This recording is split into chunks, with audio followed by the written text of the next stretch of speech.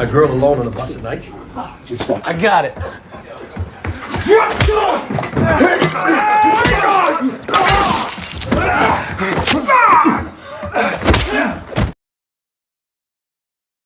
Halo para beban keluarga, gimana kabar kalian semua? Semoga semuanya sehat selalu dan selalu berada di dalam lindungannya. Kembali lagi di channelnya Tuyul Online TV. Dan seperti biasa di video kali ini kita akan merangkum sebuah film yang pastinya sangat keren banget untuk disimak alur ceritanya. Film yang akan kita bahas kali ini berjudul Nobody yang dirilis pada tahun 2021.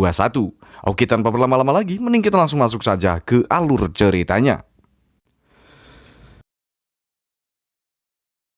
Di film ini akan menceritakan seorang pria bernama Hans Mansell yang merupakan seorang kepala keluarga untuk istri dan kedua anaknya.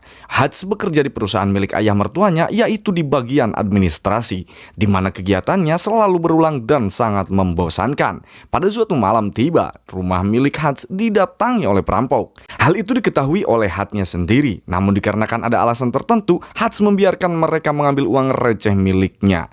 Salah satu anak tertua dari Hans berhasil menangkap salah satu perampok tersebut. Ketika perhatian salah satu perampok teralihkan, terlihat Hans yang memegang sebuah tongkat golf untuk memukulnya. Tetapi Hans meminta anaknya untuk melepaskan perampok tersebut dan membiarkannya kabur. Anaknya pun merasa sangat kecewa dengan sikap ayahnya. Ditambah lagi dengan polisi yang merasa ikut kecewa atas sikap si Hans ini. What the fuck, Dad?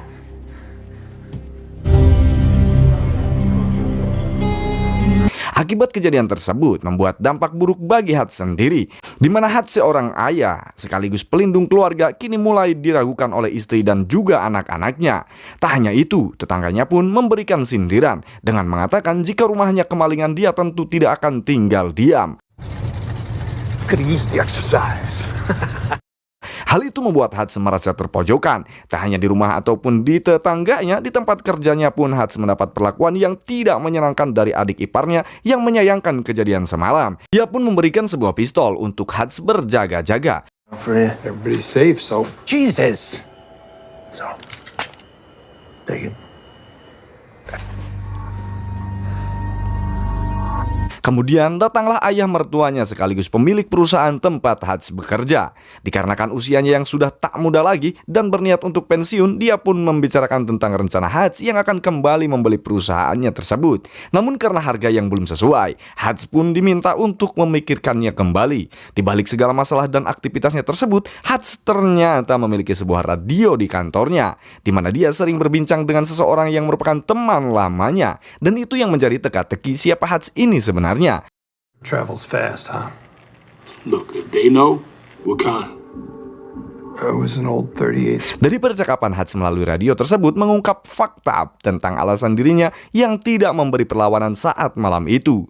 Tidak lain karena Hans sudah tahu tentang kedua perampok itu dan ternyata mereka adalah sepasang suami istri yang kemungkinan sedang mengalami masalah ekonomi. Karena jika mereka adalah perampok yang sudah handal, tidak mungkin mereka hanya merampok uang receh yang nominalnya tidak terlalu besar sama sekali. Dan ternyata pistol yang mereka gunakan saat malam itu juga tidak berpeluru sama sekali. Itulah alasan kuat yang membuat Hans tidak melakukan perlawanan. Dengan semua analisa yang dimiliki Hans, membuat semua penasaran siapa sosok Hans yang sebenarnya. Terlihat Hans yang sudah pulang bekerja mampir terlebih dahulu ke sebuah panti jompo untuk menjenguk ayahnya yang sudah tua. Ayahnya terlihat hanya bisa duduk di atas sofa sambil menonton TV. Hans pun kemudian pulang ke rumahnya, di mana dia berdiri di depan pintu rumahnya sambil melihat keluarganya sendiri. Dia merasa kecewa dengan dirinya sendiri yang gagal menjadi sosok pelindung bagi keluarganya. Saat masuk, terlihat juga istri dan anak tertuanya masih saja cuek kepada Hans. Namun saat anak bungsunya mengeluhkan tentang kalung anjingnya yang hilang dan mungkin dibawa oleh perampok semalam, di sana Hans merasa benar-benar sangat emosi. Dia langsung bergegas pergi ke panti jompo tempat ayahnya tinggal. Dia juga mengambil sebuah pistol yang disimpannya di sana dengan menunjukkan sebuah tato di lengan si perampok yang dia lihat pada malam itu juga. Hans pun berencana mencari keduanya dan mengambil kalung anjing milik anaknya itu. Setelah Hans mendatangi beberapa tukang tato, sampailah dia di tempat pembuatan tato yang sudah buka puluhan tahun. Tempat itu diisi oleh orang-orang yang bukan sembarangan, dan kedatangan Hans di sana cukup membuat perhatian orang-orang yang ada di sana. Namun ketika salah satu kakek yang ada di sana melihat tato pada lengan Hans seketika kaget karena kakek itu mengatakan terima kasih atas jasamu. Thank you for your service. Saat kakek masuk ke dalam ruangan dan mengunci pintunya dengan sangat rapat, di sanalah sikap orang-orang tersebut mulai berubah dengan senang ingin membantunya. Tanpa banyak waktu yang terbuang, Hutz pun terlihat sudah ada di tempat kedua perampok tersebut, di mana Hutz langsung masuk dan meminta kalung anjing milik anaknya dikembalikan. Most of all, I'm the man who did not deserve your gun in his face. Saat Hutz akan mengambil sikap lebih dari itu, tiba-tiba dia berhenti ketika melihat bayi kedua perampok tersebut menangis, hingga membuat Hutz kesal sendiri dan memukul tembok sampai kedua tangannya berdarah. Adegan pun menunjukkan Hutz yang sudah berada di dalam bus menuju rumahnya dengan perasaan kesal yang tidak bisa dilampiaskan. Namun satu keberuntungan terjadi saat ada sekelompok pemuda masuk ke dalam bus yang dinaiki oleh Hutz, di mana hal itu membuat Hutz tersenyum karena itu akan menjadi sasaran untuk melampiaskan semua emosinya. Ketika para penumpang di sana ketakutan karena datangnya sekelompok orang mabuk, namun Hutz dengan santai melewati mereka semua. Kemudian menyuruh sang supir untuk keluar dan masuk kembali ke dalam bus dengan mengunci pintunya. Dan terjadilah perkelahian antara 5 pemuda tinggi besar dengan Hutz. Hutz menghajar mereka dengan kasar dan juga sangat kejam.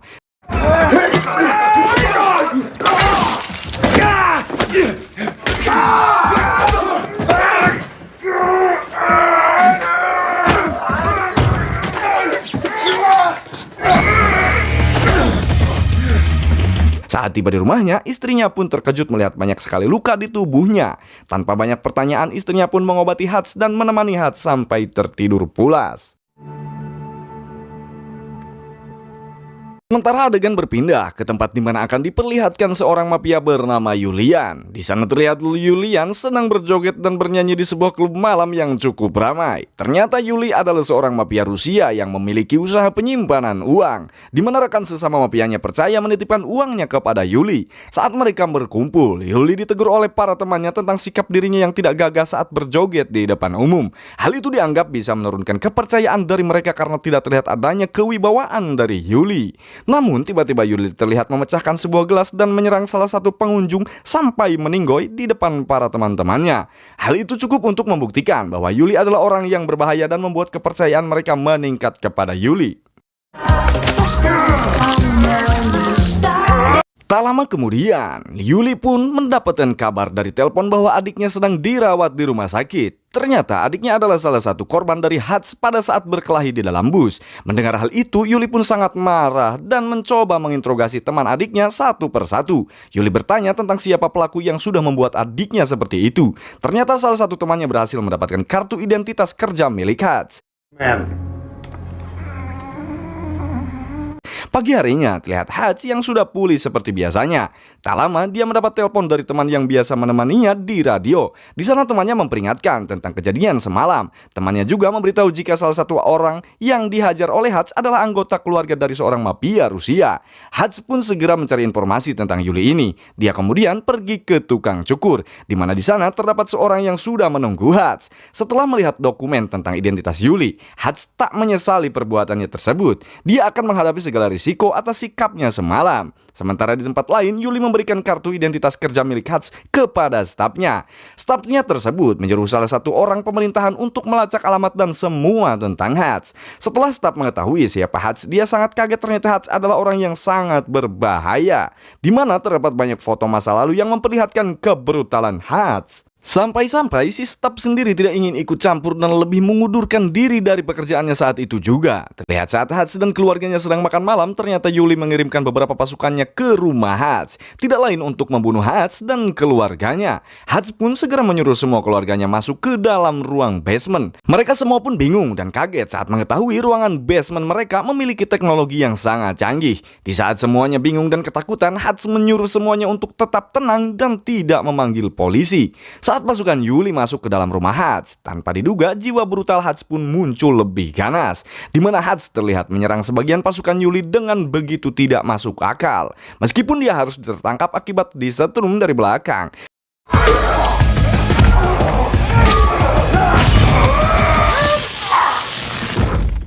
Namun saat di perjalanan, Hutz dengan sangat mudah melepas borgol di tangannya dengan membuat mobil mereka terguling. Hal itu membuat pasukan Yuli meninggoy. Hats pun kemudian kembali ke rumah dengan sikap tenangnya. Dia membawa istri dan juga anak-anaknya keluar dari basement. Mereka melihat begitu banyak jasad yang berserakan. Kemudian Hats menyuruh mereka untuk pergi ke tempat yang lebih aman sampai situasi yang benar-benar kondusif.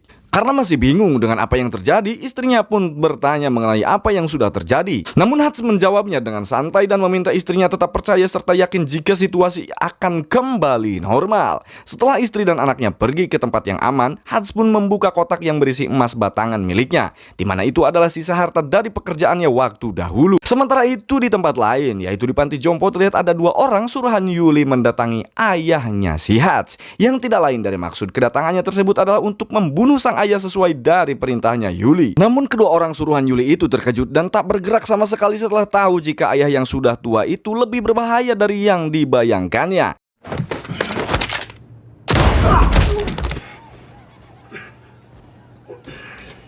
Hats pun segera meledakkan rumah dengan semua jasad pasukan Yuli di dalamnya. Kemudian dia bergegas pergi menemui ayah mertuanya untuk membeli perusahaan tempat Hats bekerja.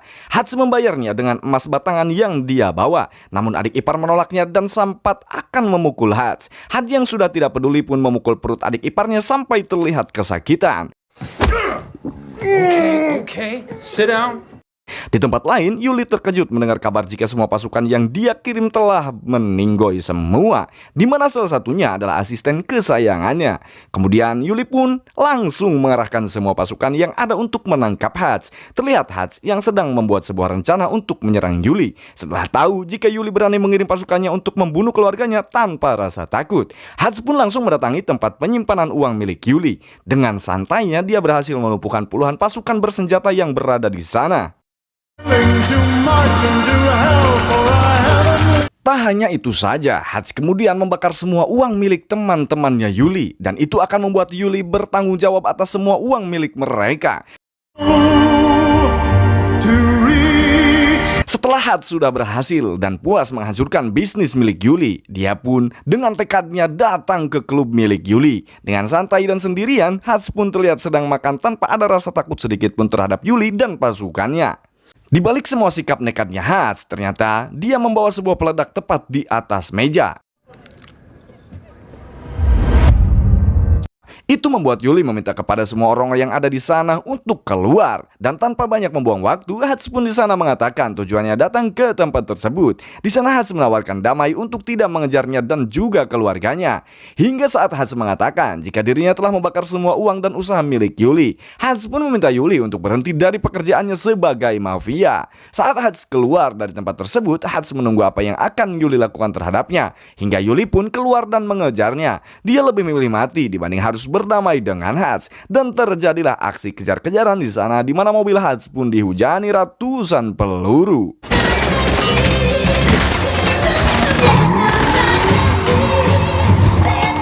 Saat sampai tepat di depan perusahaan yang sudah dibelinya, Hats pun menerima bantuan dari orang yang menembaknya dari atas. Ternyata orang itu adalah orang yang sering ngobrol dengan Hats di radionya, sekaligus anak angkat dari ayahnya yang dianggap sebagai anaknya sendiri. Dan dia bernama Harry. Di sana juga terlihat ayahnya yang sudah tua ternyata ikut andil untuk menolong Hats, di mana dia berencana untuk membantu Hats dalam membunuh para mafia Rusia yang jahat itu. Sementara itu terlihat Hats yang sedang bertarung dengan pasukan Yuli yang berhasil masuk ke dalam. Hats pun berhasil menewaskan 3 orang sekaligus dalam satu tembakannya. Hats juga menggunakan sebuah jebakan tikus untuk membuat sebuah peledak kecil. Dan saat orang-orang terkejut, Hats pun menembaknya dari jarak yang sangat dekat. Saat ketiganya berkumpul, di salah satu itu masa lalu yang seolah sedang berulang kembali, di mana ternyata mereka bertiga adalah keluarga yang sangat ditakuti karena profesi mereka yang cukup mengerikan di masa lalu. Kemudian setelah itu, semua pasukannya tewas dan hanya menyisakan Yuli seorang. Dia berhasil menembak bahu Harry yang membuat mereka bertiga terpojokan. Dan Hats pun dengan nekat menempelkan ranjau peledak pada pintu anti peluru, yang kemudian mendatangi Yuli dengan dekat lalu meledakkan ranjau tepat di depan wajah Yuli hingga membuatnya meninggoy seketika. Setelah semuanya selesai, Hutz pun ditangkap dan diinterogasi oleh 2 polisi, di mana mereka sangat terkejut karena melihat ratusan jasad yang tewas di lokasi tersebut. Seolah polisi tak percaya terhadap Hutz yang bisa melakukan itu semua sendirian. Tak lama kemudian, salah satu polisi mendapat panggilan di mana mereka mendapat telepon dari seorang yang sangat penting. Setelah itu, polisi tersebut meminta maaf karena telah menangkap Hutz dan mereka pun melepaskan Hutz begitu saja. Dan saat polisi itu bertanya kepada Hutz tentang siapa dirinya, Hutz hanya menjawab jika dirinya bukanlah siapa-siapa. Dan sampai saat itu belum diketahui siapa Hutz ini sebenarnya. Dan film pun selesai. Jangan lupa like, comment, share, dan subscribe.